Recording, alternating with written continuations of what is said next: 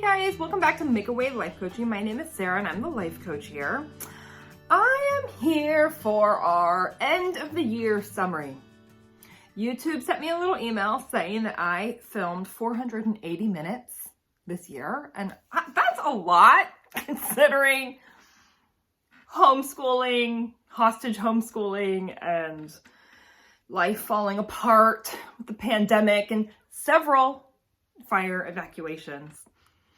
So I was really proud of myself. That was a lot. But as you may have noticed, I've been, oh my gosh, the Christmas holidays, getting ready for Christmas. I was like, well, I'm a hostage homeschooler and taking care of children 24/7 without a break for 9 months. I have been feeling really frazzled and right on the precipice of feeling really down. Like day to day, I'm in this self-care struggle to try to get my mood to a place where I can, be functional. It's brutal. So I've just been practicing a lot of self-care. I'm not joking when I say that it really works. So a lot of my afternoons now are spent laying on the couch and watching The Dog Whisperer. That might be too much information to share with the world. I don't care. I have watched 7 seasons of The Dog Whisperer. My dogs have been completely whipped into shape. In fact, I even now try to parent as a calm, assertive parent, just like Caesar taught me. And that has been something that's been really good for my mental health. I don't know why. Probably because I am an Enneagram 8, and I always loved The Dog Whisperer, but I haven't seen a show in years, and I think I only watched 1 season, so that has been something that I have been prioritizing, is what is going to help me get through this day? Because every single day right now is like a slog. And I don't know, man. So I gave myself permission to be lazy at my life coaching. I'm super sad because my clients don't have childcare because we're in California and the schools haven't been open in 9 months. Most of the daycares are closed too. And so since I am already not really life coaching much, except for the occasional Zoom session, I was really hoping to do great at this video. But guess what? 2020 struck and whatever. I did 480 minutes and I was like, actually, I think that's pretty great. So then my goal was to come in today and do an end of the year summary and just make it 20 minutes. Because wouldn't it be great to film exactly 500 minutes in a year? That made me feel like something I wanted to do. I think if I don't get to 20 on this video, I might just literally let music play because I really want it to just be 500 perfectly. And that seems hard to do. Anyway, thanks for coming back. I hope you liked our Vacillator series. I think I promised I was going to do more, but then the wheels fell off of life and Thanksgiving and Christmas and everything happened and I got overwhelmed. And so I'm modeling self-care. Self-care means sometimes deciding what you can and cannot do and being responsible only to the people who, oh gosh, what did I read the other day? This beautiful line in a, oh no, it wasn't in a book. Oh my gosh, it was in a podcast. Suzanne Stabile from Enneagram Journey. I can't remember her show is called. Whatever. The Enneagram show is Suzanne Stabile. And she was like, every day I ask myself, what is mine to do? And the answer has to acknowledge the fact that there's at least for me, there's 3 other people who can't get their needs met anywhere else but through me. They're my children and my husband. So I prioritize them. Oh, and I also would count myself. So there's 4 people. Because lately, my own existence has needed a lot of self-care to survive. I want to say and thrive, but I don't think I'm thriving. I am surviving. So, few people. I like to send Christmas cards. This year, my Christmas card was really angry because I'm angry that the schools aren't open for 9 months. And I'm angry that my neighbor across the street is a single mom who is essential and has to go to Home Depot every day and her kids are home alone. Alone all day. How is that happening in America? Pretty awful. But somehow the teachers aren't essential. I don't understand that. That is not making sense to me. So, there's children all across America who are home alone, I guess. In theory, they're logging into Zoom, trying to do class but probably not, because would you do that if you were home alone and, 10 and your mom was at Home Depot all day? So anyway, my Christmas letter was very authentic and angry. My current outlet for my energy is I'm trying to contribute to the Recall Governor Newsom campaign here in California, because I just can't stand it. His kids go to private school. What does he know that I don't know? That's a good question. I'm going to ponder that. But anyway, his kids go to school every day because he allowed, those schools to get exemptions. And in this new stay-at-home order, guess what? He was like, oh, well, schools that are already open can stay open. That's his kid's school. But all the other schools can't open. So anyway, I'm like full Enneagram 8 mode every day right now. Vacillator with I got my blowtorch. You don't even know. And so anyway, I'm just like putting my energy into getting him kicked out of the governor's house. That would make me so happy. Even though in California, governors don't actually live in the mansion because it's a piece of junk. I just want him not to be the governor anymore, because I think there should be consequences for being a hypocrite and letting tens of thousands of children, be home alone, getting into who knows what and not being educated, while your precious little children got to go, like the first opening, they went back to school. So anyway, I'm on a mission for that, and that's actually been really good for me, because I think if you're a vacillator and or an Enneagram 8, and I think there's probably a lot of people who are both, is my guess, although doesn't have to be a direct correlation. You can be any Enneagram number and a vacillator, but my guess is there's a lot of 8s. So having an outlet to like have productive anger is actually really helpful. So I've been doing that. In addition, I sent out Christmas cards because I do that every year, and I always think they're fun and funny, and I update people what we're up to. This year it was like, we're up to staring at the walls for 9 months. Anyway, a few people had the audacity to send me cards that were like, oh, we're just counting our blessings. Ugh. I'm sorry. That is not the card I want to get this year. Of course, I am also counting my blessings. But like 99% of the day is really hard, and we're just trying to get through. And can we at least acknowledge that? That would be really good for me. So here I am, acknowledging that right now, 99% of life is really hard, and we're all just trying to get through. And of course, we rely on our faith. I have been absolutely noticing that the days I get too busy to, connect with God and read the word, I'm a total disaster.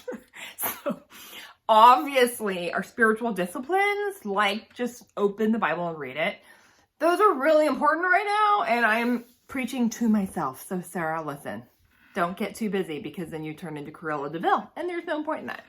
Cool. Glad we covered that. Okay. End of the year recap. We talked a lot this year. We did like boundary work, which I want to do more of. We talked about a lot of how we love, because that's what I love to talk about. I'm really into the Enneagram, but I am not knowledgeable enough to be, I'm not an Enneagram teacher, so I just make these random comments, but it'd be fun to get more into that in some way that's not inappropriate, because I'm not an Enneagram teacher. Maybe I could interview an Enneagram teacher. That would be fun. So anyway, I am planning for next year. And as we all know, especially lately, we make plans and then God laughs. So we'll see how the plans go. But I'm really excited to lay out what we're going to do in 2021 here at Make Away Life Coaching.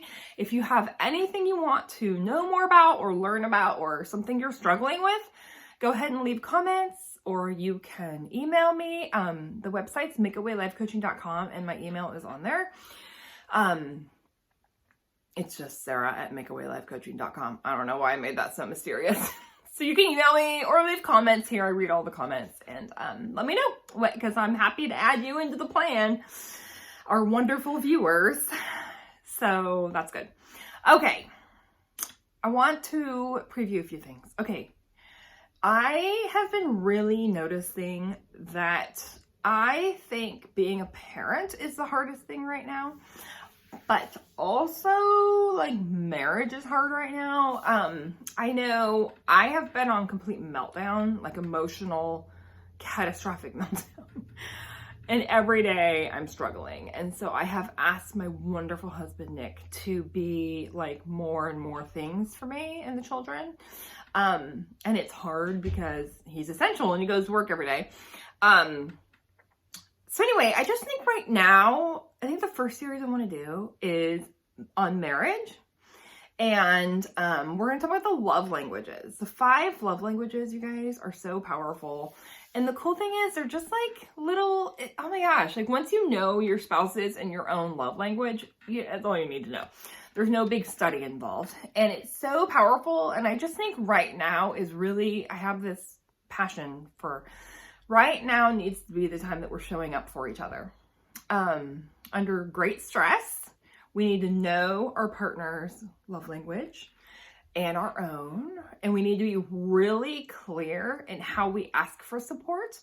And the love languages can help our spouse know how to help us in more effective ways. Like prior to the love languages, before my husband and I knew about the love languages, okay, for me, acts of service, which is just like doing stuff for people, I don't care. I'm really like words of affirmation and that's about it. Or even like gifts. People give me gifts. I'm too controlling to want gifts.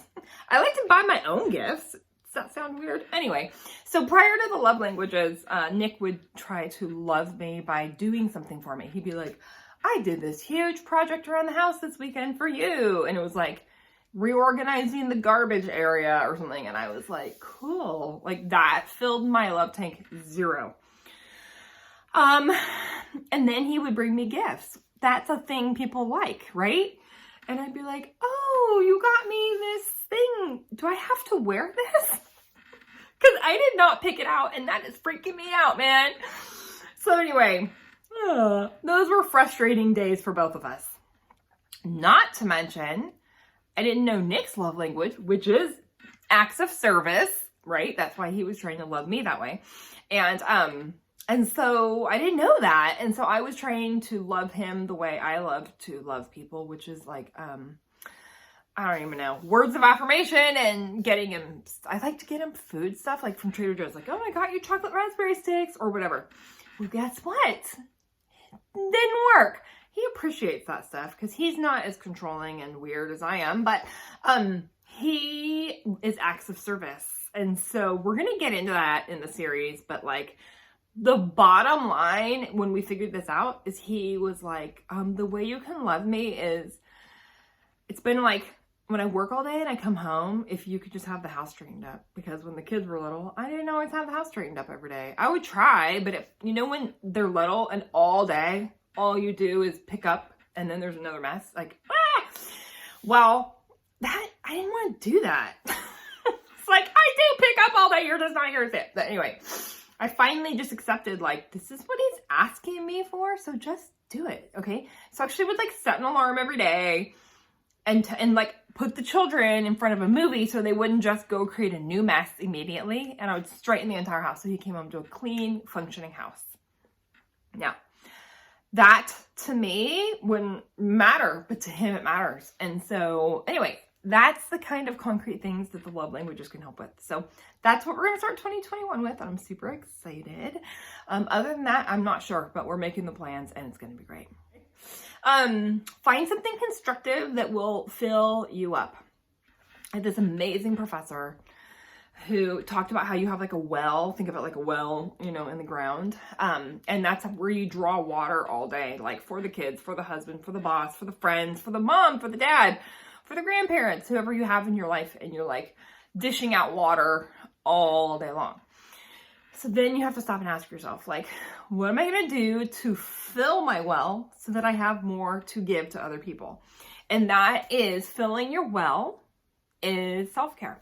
So make a list of things that you can do to fill your well so that you have something left to give to people. And I think I've already shared mine a million times, but I'll do it again if you need some advice. Mine are to take a hot bath at night. I love to take a hot bath at night. I have been doing yoga on YouTube, Yoga by Adriene. I love it. I only do 15 or 20 minutes a day. And Actually, I never want to do it, but boy, I feel so much better afterwards. Like my body is not so tense, which is really good because I have a lot of tension lately. I don't know about you. Okay, so those are two things. Other things are I do my slow jogging with my pug, Betsy. I actually started to incorporate our big lug black lab mix. I do 1 lap with her and then 1 lap with him because the dog whisperer is telling me I have to do that with my black lab mix if I want him to behave. But he is not the one who fills my well because he acts like a big jerk on our walks and it's taking a lot of my time and energy to train. But the pug is my self-care with my dog. She gets out there like she's gonna conquer the world, tail wagging. Oh, she's so precious and I just love it. I don't know, that's very precious time. I love to cook. I've been making more new recipes. And so those are just some things. Oh, that's right. And laying on the couch and watching the dog whisperer. Disney Plus, best thing because they have the dog whisperer. Okay. Find what you need to do. Make your lists and like post it somewhere. Like, I don't know, do you have a bulletin board or on the fridge? That's a great place to post things. Be like, things I can do to fill my will. And every day do 1 thing or 2 things so that you don't run out of water to give to other people. Do you know what I mean? Okay. The last thing I want to talk about, this is very disjointed and I apologize. I don't know. 2020 is just going out with a bang. So that's where I'm at. Might as well be honest with you. I want to talk about New Year's resolutions. I think New Year's resolutions are great because I am a goal-oriented person, but what I have switched to, and I will just let you know in case you want to try it, is I have switched to the word of the year. And it is a goal that it's not like lose 10 pounds or never eat sugar again, because those things are really hard to do, although they are quantifiable, which is a good goal. But anyway, last year at this time, the Lord spoke to me and told me that my focus needed to be balance. I have not succeeded. In fact, I have really noticed that the more stressed I'm getting with 9 months of school closures and all these other problems with COVID, the more stress I'm getting, the more I'm getting into my really compulsive Enneagram 8 behaviors. And so I'm trying to come back to balance, and I have decided that's going to be the same word for 2021 because I did not master it. I had some good days, but I'm trying. I just know I need to focus on that still. I did not win in 2020. So 2021, my word of the year is going to be balance. And I just think it's a really beautiful way to do a resolution. Maybe you do want to lose 10 pounds or 20 pounds or something. Great. Make your word health. And then ask yourself, like, this compulsive baking I'm doing right now, is this in alignment with my word for 2021? Health. Good question. Maybe you want to exercise more. Cool. Then make it like health. That's a good one again, or something. You know, I don't know. Pick your own word. I'm not going to like micromanage it, but anyway, it's a great way to have a New Year's resolution. Post it around the house, like on your bathroom mirror, on the refrigerator, everywhere. Just your one word, and just see what it'll do for you. I think it's a really powerful alternative to a New Year's resolution. And maybe pray about it, because I know for me, both last year at this time and this year, I was like, God, what should my new year be? My new word be for this year? And he was like, still balance. That's cool. I'm gonna work on my balance again. Thank you for joining us. I'm super excited for 2021, and I will see you in a couple of weeks after the holidays when we come back and talk about your relationships and the love languages. You take care. Happy holidays. Merry Christmas, although it's over. Happy New Year. Happy Little Christmas. Happy Orthodox Christmas. I hope you guys take care. Bye-bye.